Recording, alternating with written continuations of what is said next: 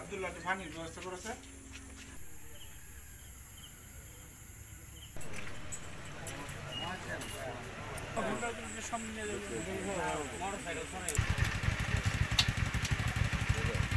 এটি এমনি মনে হয় তো আয়রে না ডিমডি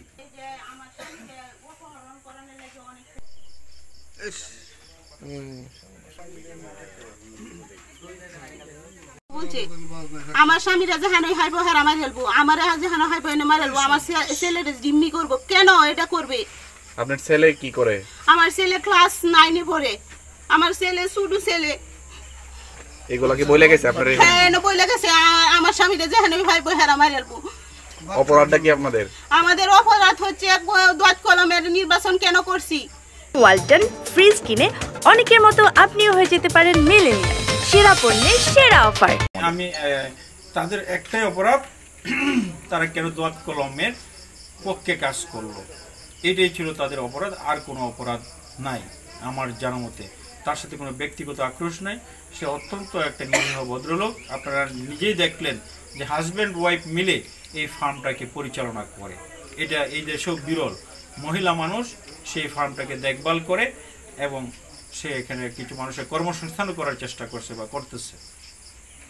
এখানে 1600 মুরগির আমার সেট।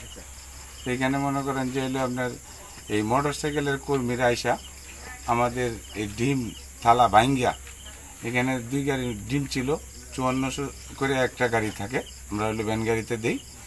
2 গাড়ি ডিম ছিল, এই ডিমগুলা অর্ধেক নিয়ে গেছে আর কিছুগুলা মানে অর্ধেক ভাঙ্গে বালাইছে, রাস্তার মধ্যে পড়ে আছে। আর মুরগিগুলা অর্ধেক নিয়ে গেছে, অর্ধেক মুরগিগুলা আছে। গাছগাছালি কাটে গেছে, জেনারেটর লাইন, বিদ্যুতের লাইন। এই মুরগি আর কিছুক্ষণ থাকলে হয়তো মারা যাইতো। পরে বিদ্যুতের যারা ইলেকট্রিশিয়ান আছে তাদের আইনারা এই হলো ওইগুলা কাজ। আমরা হইলো দোয়াত কলমে নির্বাচন করছি। কেন দোয়াত কলমে নির্বাচন করা হইলো? কোন প্রার্থীর সমর্থকরা? এরা হইলো আপনার হইলো মোটর সাইকেলের সমর্থকরা। কি পরিমাণ ক্ষতি হয়েছে? অনুমান 10 লক্ষ টাকার মতো ক্ষতি হয়েছে।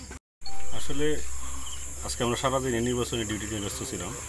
সারাদিনের নির্বাচনে আইন শৃঙ্খলা পরিস্থিতি খুব সুন্দর ছিল, কিন্তু সন্ধ্যার পরে এই নির্বাচন কেন্দ্রে নিয়ে একটা ঘটনা ঘটছে। নির্বাচনের কেন্দ্রের বিরুদ্ধে 2 প্রার্থীর মধ্যে দোয়াত কলম এবং মোটরসাইকেল।